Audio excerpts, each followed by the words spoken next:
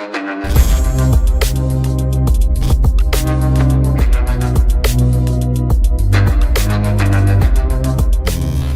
वालेकुम गाइस, कैसे हैं आप? उम्मीद करता हूं कि आप सब खैरियत से होंगे, खुश होंगे और हमारी दुआ है कि आप हमेशा खुश रहें, हंसते और मुस्कुराते रहें। मेरा नाम है रहमान अनवर और मैं हूं मोहम्मद सुहेल और मैं हूं ज़फर इकबाल। और आज हम जिस वीडियो रिएक्ट करने जा रहे हैं, इस वीडियो का टाइटल है पार्ले द चाइना किलर।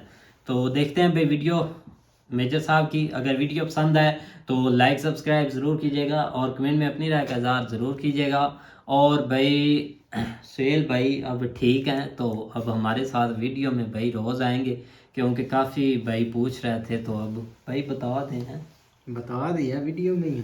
हाँ चलो खैर भाई, देखते हैं। अब तबीयत ठीक बिगड़ गई थी, ठंड लग गई थी। ठंड और लग गई थी। माशाल्लाह बेहतर है, तो हमें खुद खुशी है क्योंकि हम खुद थोड़े अफसरदा थे, मज़ा नहीं आता था बिल्कुल भाई वीडियो बनाने का। लेकिन ये कि अब देखते हैं भाई वीडियो। और अगर वीडियो पसंद आए तो लाइक सब्सक्राइब ज़रूर कीजिएगा और कमेंट में अपनी राय का इज़हार ज़रूर कीजिएगा। तो करते हैं वीडियो स्टार्ट।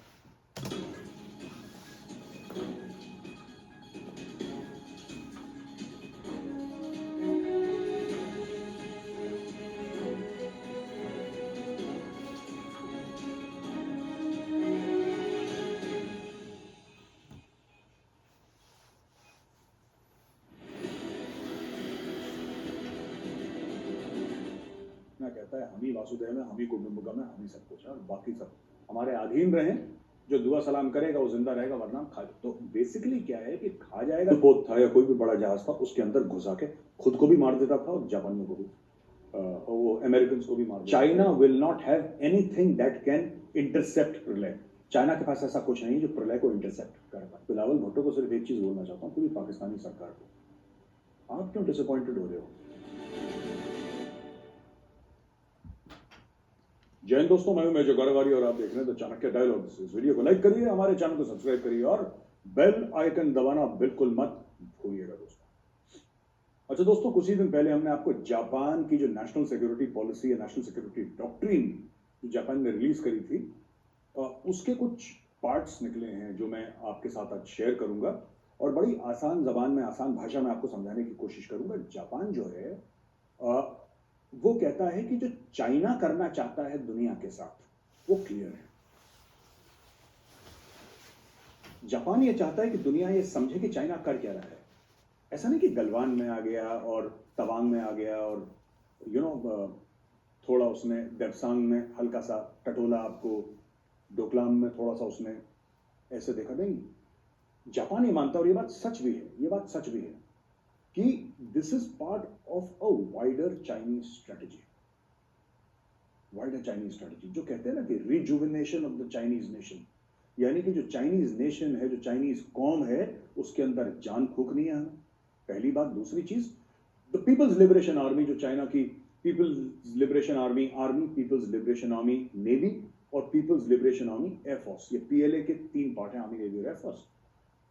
इसको वर्ल्ड स्टैंडर्ड्स पे ले जाना है और इसको एक, because the Chinese believe in power play. ये चाइना जो है ना, ये जैसे हम लोग कहते हैं वासुदेव कुटुंबकम, ये सब कॉन्सेप्ट तो है ही नहीं चाइना का।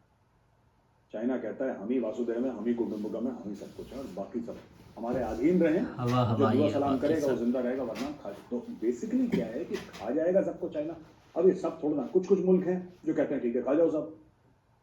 जैसे पाकिस्तान है, वो कहता है जनाब आप कल खाते हो आज खा जाओ, आज खा रहे हो अभी खा जाओ हमें, लेकिन खजूर दे दो हमें बस। जब तक खजूर मिलते रहेंगे हमें कोई प्रॉब्लम नहीं है। लेकिन बाकी जो है गैरतमंद मुल्क हैं, वो कहते हैं ये नहीं, ये काम नहीं होगा। देखो, लेट्स बी वेरी ऑनेस्ट। तो जापान ने गेयर लगा दिया और जापान ने बोला है कि हमें काउंटर स्ट्राइक कैपेबिलिटी चाहिए। अगर चाइना हमें अटैक करता है तो मैं बराबर की कैपेसिटी चाहिए चाइना को ठोकने की। जापान की जो सिक्योरिटी है ना, 1945 के बाद वहां पे यूएस के बेसिस रहे हैं। आई थिंक ओकिनावा में बहुत बड़ा बेस है उनका, एक कमांड टाइप का है उनका, बहुत बड़ा थिएटर टाइप का कुछ जापान में। और तो उसमें आर्मी नेवी और एयरफोर्स तीनों के कंपोनेंट्स हैं, मरीन्स भी हैं वहां पर।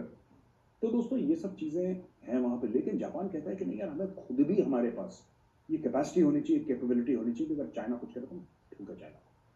और वो बात कर रहा है हाइपरसोनिक मिसाइल्स की, वो बात कर रहा है क्रूज मिसाइल्स की।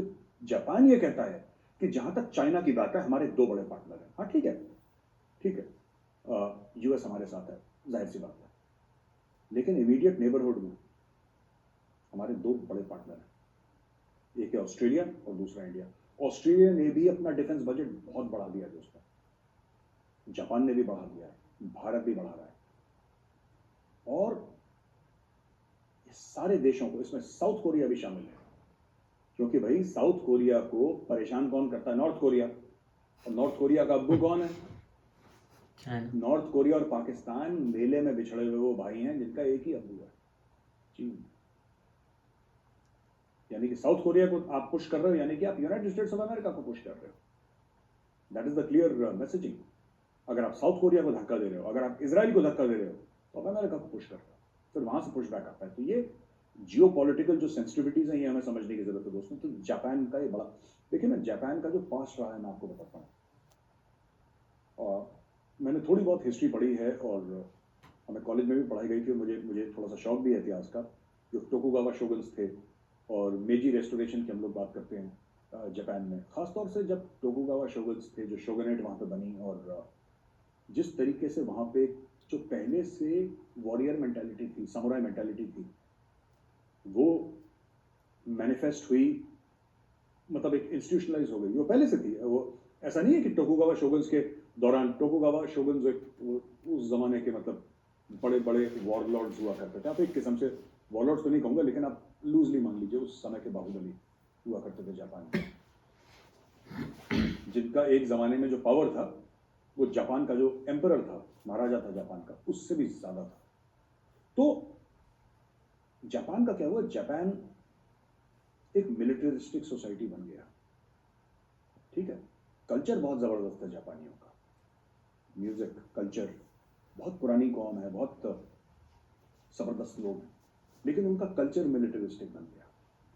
कोड ऑफ द वॉरियर जिसको कहते हैं ना कि कोड ऑफ द समुराई, जैसे बुशिदो एक बहुत बड़ा एक कॉन्सेप्ट है जापान में, बुशिदो कि जो फाइटर है, जो वॉरियर है, उसको ये करना चाहिए, ये नहीं करना चाहिए। तो उसमें कई सारी चीजें, मैं बेसिकली आपको ये बताना चाहता हूँ ना कि ये सोते शेर को जगाना या चाइना ने ठीक नहीं करा, अब एक जर्मनी भी, इन सब के इतिहास जो है ना ठीक नहीं है। मैं आपको एक दो नाम बताता हूँ, आपको पता लग जाएगा। आपने मित्सुबिशी सुना होगा, जो मित्सुबिशी गाड़ियां बनाता है, या मित्सुबिशी मित्सुबिशी के इलेक्ट्रॉनिक के आइटम्स भी आते हैं, कई सारी चीजें मित्सुबिशी की आती है।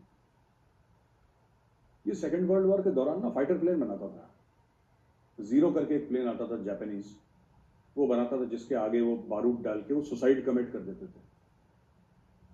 तो जैसे वो प्लेन उड़ रहा है, मिशन में जा रहा है, जैसे ही किसी अमेरिकन ने उसको गोली चलाई और जापानीज प्लेन जो है, जो कामिकाजी मिशन में है, सुसाइड मिशन में है, अगर उस पर गोली लगी और उसको लगा कि मेरा प्लेन अब बचा नहीं पाऊंगा, तो वो पायलट प्लेन को लेके अमेरिकन जो युद्धपोत था या कोई भी बड़ा जहाज था उसके अंदर सीधा उसको खुद को भी मार देता था, और जापानियों को भी, वो अमेरिकन को भी मार सर देता फिरा था, था इंग्लिश को भी मार देता था। कामिकाजी वर्ड जो है, जो सुसाइड एयर से, तो इस तरीके के उन्होंने नेवी के भी बनाए थे, जो छोटी सुसाइड सबमरीन्स लेकर जाते थे और खुद को भी मार देते थे। तो ये बड़ा एक ऑनर की बात मानी जाती थी, इज्जत की बात मानी जाती थी कि एम्परर के नाम पे और देश के नाम पे हमने अपने आप को कुर्बान कर दिया। ये मित्सुबिशी यही बनाता था, ये जहाज। जो काफ़ी सारे जापान की कंपनीज, अगर आप इनका पास देखेंगे आपको पता लगेगा, जो बड़े बड़े ब्रांड हैं। आई थिंक सोनी ने कभी ये काम नहीं करा। एकियो मोरिटा की बड़ी फेमस किताब है मेड इन जापान, तो सोनी की कहानी, बड़ी खूबसूरत किताब है, पढ़िएगा। जापान ने कभी काम नहीं करा, लेकिन ऐसे कई आपको ब्रांड मिल जाएंगे जो कि आपको ऐसा पता लगेगा कि इनका जो पास्ट था ना, तो इसको जगाना नहीं चाहिए। मैं कह रहा हूँ कि इनका बड़ा खतरनाक पास्ट है। मैं आपको बताना चाहता हूँ, आपने एक बड़ा फेमस ब्रांड सुना होगा, ह्यूगो बॉस। ह्यूगो बॉस, लोग कहते हैं कि ह्यूगो बॉस जो था, हिटलर की जर्मनी के दौरान ये नाजी ऑफिसर्स के लिए इन्होंने वर्दियां डिजाइन करी, हिटलर और उसकी कोर टीम के लिए और दुनिया भर के लिए वर्दियां ये लोग बनाते थे। देखो, उनका काम था, जो भी पावर में होता उसके लिए काम करता ही आदमी, जाहिर सी बात है। लेकिन मैं बता रहा हूं आपको कि इनका एक पास्ट है, और चाइना को इतनी समझ होनी चाहिए कि जापान और जर्मनी सो रहे हैं, इनको सोने दो। सो रहे हैं, इनको सोने, अगर इनको जगाओगे तो फिर, अब इसने जगा दिया। रूस ने धक्का दे दे के जब जर्मनी को जगा दिया, चाइना ने धक्का दे देके जापान को जगा दिया, और फिर वो militaristic society. By the way, the word kamikaze means divine wind. वो मंगोल्स का जहाज आए थे और बहुत साल, कई सौ साल पहले, और वो जापान को इन्वेड करने वाले थे। फिर जापानीज ने प्रे करा अपने भगवान से कि आप हमें बचाओ, तो भगवान ने फिर एक बड़ा तूफान भेजा, एक टाइडल वेव भेजी, एक बहुत टाइफून या कुछ ऐसा समुद्री प्रलय टाइप का आया, जिसने कि जो मंगोल जहाज थे वो सब के सब खत्म कर दिए। तो उसको कहते हैं कामेकाजी, डिवाइन विंड। तो इन्होंने अपना नाम डिवाइन विंड रखा था, तो सुसाइड बॉम्बिंग करते थे। तो ये देखिए, ये पास्ट है जापान का, और चाइना फिर से धक्का दे रहा है। वो राख का ढेर है मिलिटरीली, मैं आपको बता रहा हूँ, जापान राख का ढेर है, लेकिन उसके अंदर चिंगारी दबी हुई है। इसको छेड़ना नहीं चाहिए कायदे से। Don't push the Japanese, nothing good will come out of pushing Japan. जो चाइना का घमंड है ना, कि जापान छोटा मुल्क है चाइना के बनस्पत, काफी छोटा है, पॉपुलेशन बहुत छोटी है चाइना के बनस्पत, लेकिन ये बहुत खतरनाक मुल्क था पास्ट में, आज से 75 साल पहले। बहुत खून खराबा हुआ है। अब ऐसी बात नहीं कि अमेरिका ने नहीं करा, अमेरिका ने तो एटम बम गिरा दिया, फिर तो अमेरिका के बराबर खून खराबा किसी ने कराएंगे, लेकिन जापानीज भी कम नहीं थे। जर्मन्स तो अलग ही लेवल का खेल खेल रहे थे। तो अब ये दो पुरानी जो ताकतें हैं दुनिया की, अब फिर से वो जीवित हो रही हैं, और मुझे लगता है ये बहुत बड़ा फिक्र की बात है। अच्छा दोस्तों, एक नई मिसाइल है जो इंडिया में इंडक्ट होने वाली है, उसका नाम है प्रलय। नाम भी ऐसे ऐसे होते हैं, देख के सुन के डर लग जाएगा। 150 से लेकर 500 किलोमीटर तक की है प्रलय, and in many cases it will replace the Prithvi missile. जो पृथ्वी मिसाइल है ना, उसको कई जगह ये रिप्लेस करेगी। पृथ्वी थोड़ी सी पुरानी टेक्नोलॉजी है। प्रलय ये कहते हैं, the proposal moved by the Indian defence forces is in an advance stage and is scheduled to be taken up for clearance during a high level meeting this week. इसी हफ्ते इसका अप्रूवल आएगा। और Pralay is powered with solid propellant rocket. ये पहले जो उसका कहते हैं लिक्विड था पृथ्वी का। अब आप ये कहेंगे कि जब अग्नि है जो 5000 किलोमीटर मारता है, 8000 किलोमीटर मारता है, कुछ लोग 8000 कहते हैं, कुछ 5000 कहते हैं, माफ कीजिएगा, मुझे नहीं पता, हमें प्रलय की क्यों जरूरत है? प्रलय इसलिए जरूरत है क्योंकि कुछ टारगेट्स होते हैं बॉर्डर के पास, शैलो टारगेट्स होते हैं, ज्यादा डीप नहीं होते, शैलो होते हैं, उनको टारगेट करना। और ये जो प्रलय है ये बहुत काम की चीज है, ये तैयार है, अप्रूवल मिलेगा। ऐसा नहीं कि 10 साल के बाद, आप देखिएगा बहुत जल्दी जल्दी इंडक्ट होगा। और इंडियन आर्म्ड फोर्सेस को ऐसा पंच चाहिए कि जो डेप्थ में, ज्यादा नहीं और थोड़े डेप्थ में, जो चाइनीज हेडक्वार्टर्स है, कल अगर उनको टारगेट करना पड़े तो प्रलय उनको टारगेट करेगा। क्या और पाकिस्तान प्रलय की ये खासियत है कि उधर लगाएंगे चाइना साइड। टारगेट करता है। और मैं ज्यादा टेक्निकल डिटेल्स में नहीं जाऊंगा, लेकिन ये जिस स्पीड से काम करेगा, China will not have anything that can intercept प्रलय।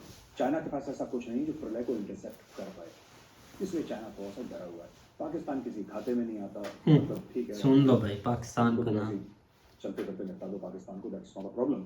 Yes, China bro. Is a real problem, China is a real Very easy. और एक और चीज मैं बताता हूँ, हम लोग ना बहुत पाकिस्तान पाकिस्तान करते हैं कि पाकिस्तान ने ये कर दिया वो कर दिया। देखिए, पाकिस्तान ना चाइना का स्टेप नहीं है। चाइना जो काम सामने से नहीं करना चाहता, पाकिस्तान और नॉर्थ कोरिया को कहता है बेटा तुम कर लो। ये सच्चाई है, मैं आपको बताता हूँ। पाकिस्तान से थ्रेट है, बट वो इतना जबरदस्त थ्रेट नहीं है। पाकिस्तान से असली थ्रेट जो है ना, पाकिस्तान से, वो टेररिज्म का है, वो कन्वेंशनल वॉर का नहीं है। कन्वेंशनल वॉर का थ्रेट आपका चाइना के साथ है, और बहुत समय तक हमने चाइना को इग्नोर करा है। दोस्तों मैं आपको बताता हूँ, हमारी ना 4 स्ट्राइक कोर्स हैं, और मैं कोई ऐसी कोई सीक्रेट बात नहीं बता रहा। लोग अक्सर कहते हैं मेजर साहब आपने कोई टॉप सीक्रेट खुफिया नहीं, अरे इंटरनेट पे सब अवेलेबल है। हाँ, मुझे इंटरनेट से नहीं पता लगा, लेकिन आप लोग इंटरनेट से पता लगा सकते हैं। आपकी 1 कोर है, 2 कोर है, 21 कोर है, ये आपकी 3 स्ट्राइक कोर है, जिनका ये काम है कि दुश्मन जंग के दौरान आपकी पिवट कोर्स होती हैं, तो राइट, जो डिफेंसिव में होती हैं, और ये थोड़ा कम लेवल तक आगे जाती हैं, कम डिस्टेंस तक आगे जाती हैं। स्ट्राइक कोर का काम है बिल्कुल घुस के पाकिस्तान के टुकड़े कर दो, वो स्ट्राइक कोर। तो आपकी जैसे मथुरा में हो गई, अंबाला में हो गई, भोपाल में हो गई, इनकी लोकेशन है स्ट्राइक कोर की, राइट। दोस्तों बात ये है कि ये जो हमारी स्ट्राइक कोर है ना, 3 स्ट्राइक कोर्स, ये पाकिस्तान बेस्ड है, और जो 17 स्ट्राइक कोर है, वो माउंटेन स्ट्राइक कोर है पानागढ़ की, वो चाइना बेस्ड है। अब 1 को रिपर्पस कर रहे हैं, 1 को मोड़ रहे हैं चाइना की ओर। तो मुझे लगता है ये पूरा आईबीजी का जो कॉन्सेप्ट है, आप जरा देख लीजिएगा, आईबीजी क्या इंटीग्रेटेड बैटल ग्रुप जो है, आपको मिल जाएगा, आप इसके बारे में पढ़िएगा, बड़ी इंटरेस्टिंग कॉन्सेप्ट है। और स्ट्राइक कोर्स मुझे लगता है चाइना को ज़्यादा ये टैबलेट चाहिए। जिसको खुजली होती है दवाई, उस मरहम उसी को लगानी पड़ती है, चाइना को मरहम लगाने की जरूरत है और ये काम होगा। I think Pralay is a very good और will prove to be a very good addition for the armed forces of India. और इंडियन आर्मी को तो जबरदस्त अभी चाहिए प्रलय इमीडिएटली, और मुझे लगता है कि ऐसा क्लियरेंस मिल जाएगा अभी कैबिनेट से 1-2 दिन में। ये चीज़ बड़ी तेज है इसमें। मैंने एक बात देखी है, मुझे ज़्यादा नॉलेज तो नहीं है सरकार की और स्कीम्स की जो मोदी सरकार करती है, मुझे इतनी नॉलेज नहीं है, लेकिन डिफेंस के मामले में जितनी जल्दी अप्रूवल मिलता है और जितनी जल्दी वो इंडक्ट होती हैं, मैंने 25-30 साल में इतनी स्पीड नहीं देखी। ये बात माननी पड़ेगी। अचानक इतने वेपन सिस्टम्स, अचानक, क्योंकि अब चाइना की तरफ से भी आ रहा है। तेजस को भी बोला कि तुम आगे, तेजस पुराना सिस्टम है, आज का नहीं है मोदी सरकार का, वो पुराना टाइम का है, लेकिन तेजस को भी बोला कि हाँ 2-3 स्क्वाड्रन तेजस की भी डालो, 2-3 रेजिमेंट्स, 4 रेजिमेंट्स आप अर्जुन की भी डालो। ये मतलब दुनिया भर की जिस स्पीड से भारत वेपन सिस्टम्स एक्वायर कर रहा है, दिस इज फिनोमिनल। मैंने देखा नहीं था कभी ऐसा, क्योंकि मैं पढ़ता आया हूँ। I have studied all this, और मेरी हॉबी भी है, मैं शौक भी है, मेरा इंटरेस्ट भी है। तो जिस स्पीड से, जिस ब्लाइंडिंग स्पीड से ये वेपन सिस्टम्स भारत में आ रहे हैं ना, दैट इज इंडीड क्रेडिबल। ये हमें we must give credit where it is due. दोस्तों ये है तीसरी चीज़ मैं आपको आज बताना चाहूँगा।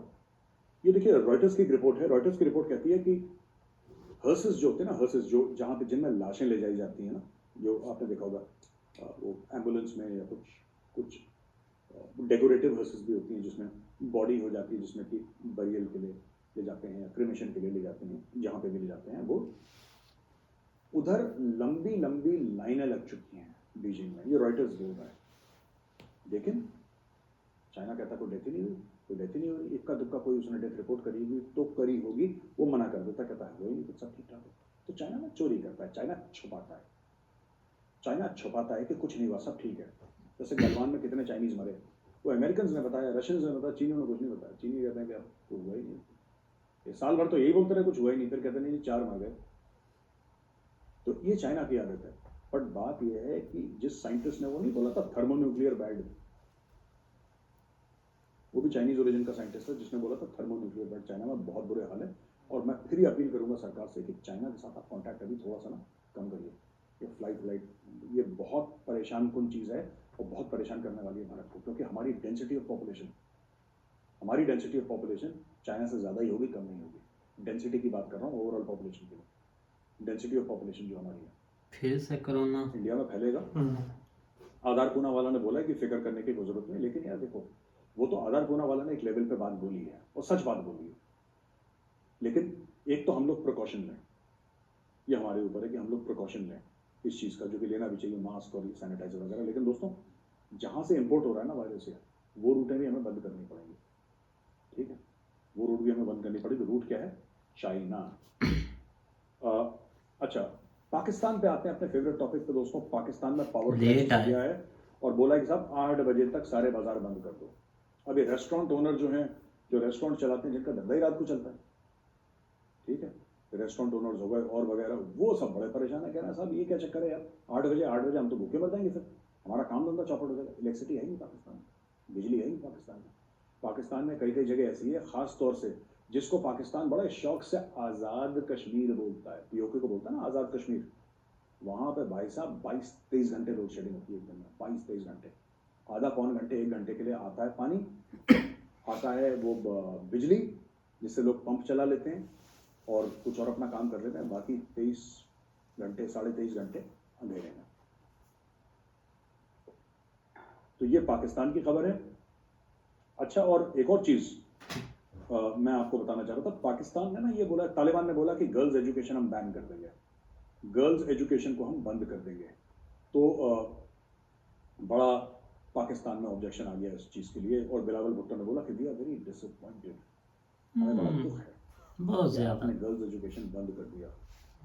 इसके टीचर है ना वो। भुट्टो को सिर्फ एक चीज़ बोलना चाहता हूँ पूरी पाकिस्तानी सरकार को, आप क्यों डिसअपॉइंटेड हो रहे हो? आप क्यों डिसअपॉइंटेड? आपको तो खुश होना चाहिए। आप तो वो अफगानी तो ये चाहते हैं कि आपको भी अपने जैसा बनाएंगे, आप बचो इससे, क्योंकि आपके पाकिस्तान के एरिया खैबर पख्तूनख्वा, ठीक है, जितने भी आपके कबायली इलाके हैं, वो तो पूरे के पूरे तहरीक तालिबान पाकिस्तान के कंट्रोल में। मुझे पाकिस्तानियों की ये बात समझ में नहीं आती, खुद के मुल्क में आग लगी है, दूसरे की बड़ी फिक्र है, ठीक है, कि खुद के मुल्क में इतना बैंड बजा हुआ है, रोज पुलिस वालों को काट रहे हैं वो लोग, रोज पुलिस वालों के ऊपर सुसाइड अटैक हो रहा है, कभी पुलिस स्टेशन को पूरा घेर लिया, पुलिस स्टेशन से हथियार चोरी कर लिए, कभी मार दिया पुलिस वालों को, कभी उनको होस्टेज रख लिया, बंदी बना लिया उनको, और ये डेली हो रहा है पाकिस्तान में, डेली मौत का नाच चल रहा है वहाँ पे। लेकिन अगर अफगानिस्तान में लेडीज एजुकेशन का जो हो रहा है वो, अरे वो तो बुरी बात है ही, उसमें कौन सी नई बात है जो तालिबान कर रहा है? तालिबान ने कभी ये बोला था कि हमारे यहाँ से लड़कियां साइंटिस्ट बनेंगी और मेडिकल में जाएंगी? तालिबान ने कभी नहीं बोला। तालिबान का माइंडसेट ही 1000 साल पुराना है। तालिबान चाहता ही नहीं कि औरतें घर से निकलें, और तालिबान ने इस चीज को छुपाया कभी नहीं।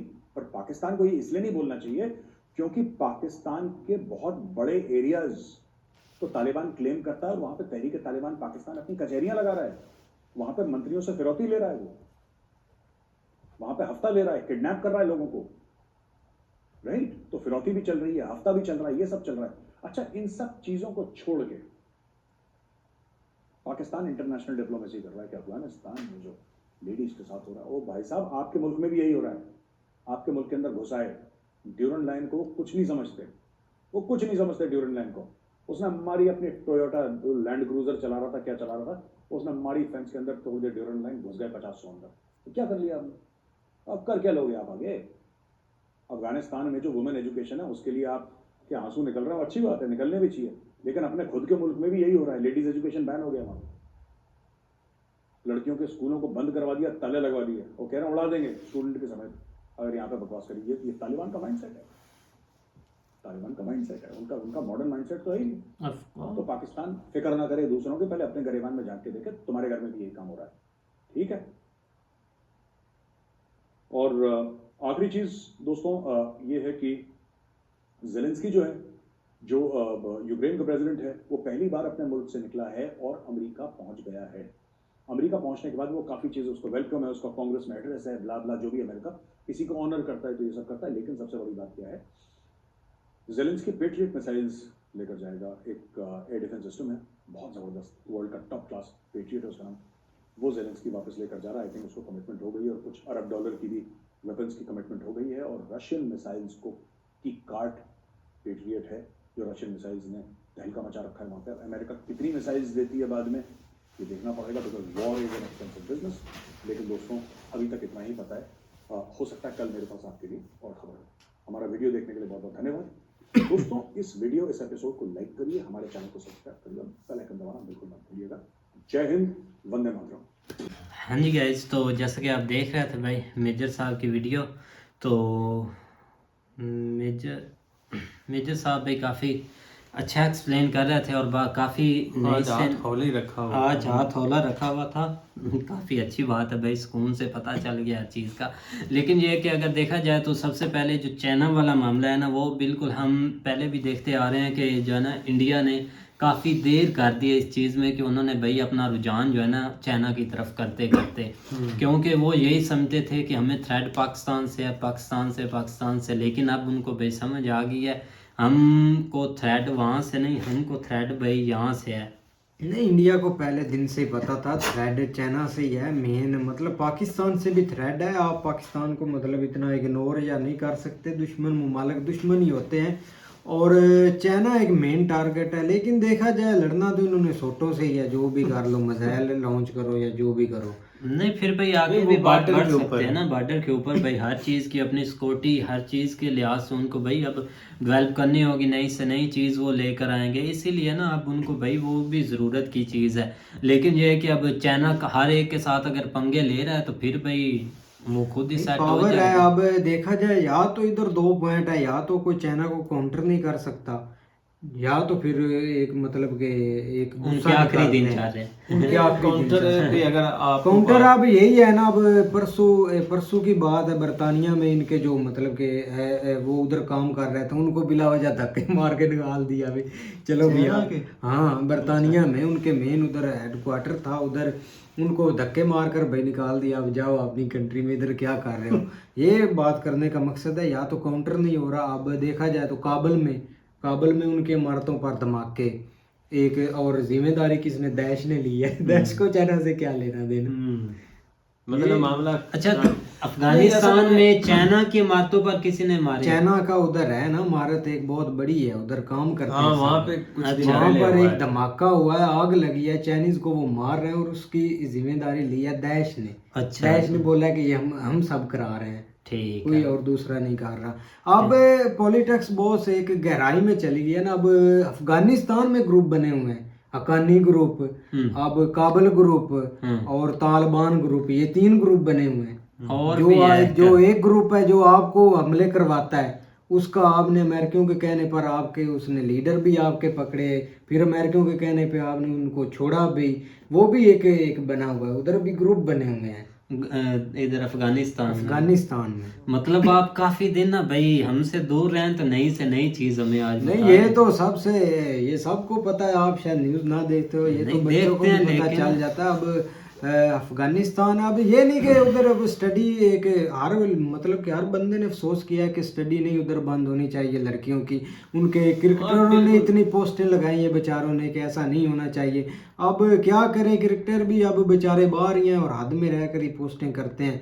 अगर उनको पता चल गया तो उनको भी नुकसान पहुंचाएंगे। नहीं यार देखो ना, असल में वो फॉलो करते हैं अपने एक जो उनका पीछे से बैकवर्ड आप इस्लाम कह लें, इस्लाम को फॉलो करते हैं। तो इस्लाम में तो कोई ममानत नहीं है तलीम हासिल करने की, तो वो चाहे लड़का है चाहे लड़की है उसके लिए तलीम लाजमी है। लाजमी तो नहीं मतलब ज़रूरी है, आप तलीम हासिल कर सकते हैं कि ये कोई मसला नहीं। लेकिन ये कि उन्होंने वो ज़ाहिर बात है एक पर्दे का सिस्टम उनके यहाँ होगा कि जिस वजह से औरत घर से बाहर ना निकले, तो ठीक है घर से नहीं, आप वहाँ पे कोई इस तरह का सिस्टम लगाएं, वो घर पे भी पढ़ पढ़ भी सकती सके, हैं। बिल्कुल लेकिन भाई। ये कि घर पे भी नहीं, लेकिन जिस तरह एक रूल दुनिया वर्ल्ड चल रही है चलना चाहिए। ये तो आप एक बिल्कुल एक नए एडवांस दौर में इस तरह की अगर पाबंदी लगाएं तो जाहिर बात है फिर वो आपको इस तरह लोग तनकीद तो फिर करेंगे, वो चाहे आपके अपने कंट्री के लोग होंगे। तो ये एक गलत चीज़ है। बिल्कुल भाई, ये बाकी इस चीज़ों को दो देखते नई हैं। ताकतों की बात की तो ये आप जो है ना वो जापान जो उठ रहा है ना, वो वाकई एक बड़ी ताकत बनेगा, क्योंकि उनकी अगर आप बैकवर्ड कुछ हिस्ट्री के बारे में पढ़ें या देखें तो वो एक बहुत और तरीके की कौम है। और या तो वो मतलब सीधे होते नहीं, जब होते हैं तो वो फिर एक और तरीके, तो जिस तरह उन्होंने अब एक सिक्योरिटी पॉलिसी इशू की है तो वो वाकई एक कमाल की है। तो काउंटर करने की अगर चाइना की बात करें तो उसके हवाले से जिस तरह आप मेजर साहब बता रहे हैं कि इंडिया दिन ब दिन जो है ना वो एक नया हथियार ऐड कर रहा है या बहुत सारी चीज़ें पार्ले चीज़ें जो है ना वो मतलब स्पीड तेज़ हो गई है, तो वो ज़ाहिर बात है आगे से जो है ना वो टारगेट नेक्स्ट चाइना ही है। चाइना ज़ाहिर बात है अगर बॉर्डर के ऊपर उनका एक मुआहदा हुआ है कि आपने वहाँ पे गोलियां वगैरह नहीं चलानी, सोटे चलाने, तो इन साइड तो आप सब कुछ कर सकते हैं ना। वो तो एक जब माहौल बनेगा तो फिर कौन देखता है क्या होना क्या नहीं। लेकिन यह है कि अपने आप को मजबूत तो कर ही रहे हैं, जिस तरह वो बता रहे हैं। ये एक उन्होंने 500 मीटर के ऊपर रेंज का ये जो है ना वो पार्ले इस चीज़ के ऊपर ले रहे हैं, तो ये एक जो है ना वो एक नई चीज़ है। बिल्कुल भाई। पार्ले अब जब आएगा तो फिर भाई लाग पता जाएगा, जैसे बिलावल भुट्टो बोलते हैं। तो खैर छोड़े भाई, बिलावल भुट्टो अब गया, उसका कुछ भी नहीं। वो एक ऐसा ही किरदार है कि भाई हाँ हूँ कर दी और उसके भाई वो ना हवा ऊपर ऊपर निकल गई, ये चीज़ है भाई। तो और उसमें कुछ भी नहीं है, बस इस चीज़ को सीरियस ना ले, जाने दे गुस्से को। लेकिन ये कि मेजर साहब ने काफ़ी अच्छे पॉइंट उठाए हैं, तो काफ़ी अच्छी वीडियो थी भाई। बिल्कुल भाई, एक इन्फॉर्मेटिव। भाई आप हंस रहे हैं क्या? मेजर साहब को काफ़ी दिन बाद देखा। आपने पूछा अच्छी वीडियो तो मैंने बोला ठीक है। बिल्कुल भाई, तो उम्मीद करते हैं कि गाइस आपको वीडियो पसंद आएगी। अगर पसंद आए तो लाइक सब्सक्राइब जरूर कीजिएगा और कमेंट में अपनी राय का इज़हार जरूर कीजिएगा। अल्लाह हाफिज़।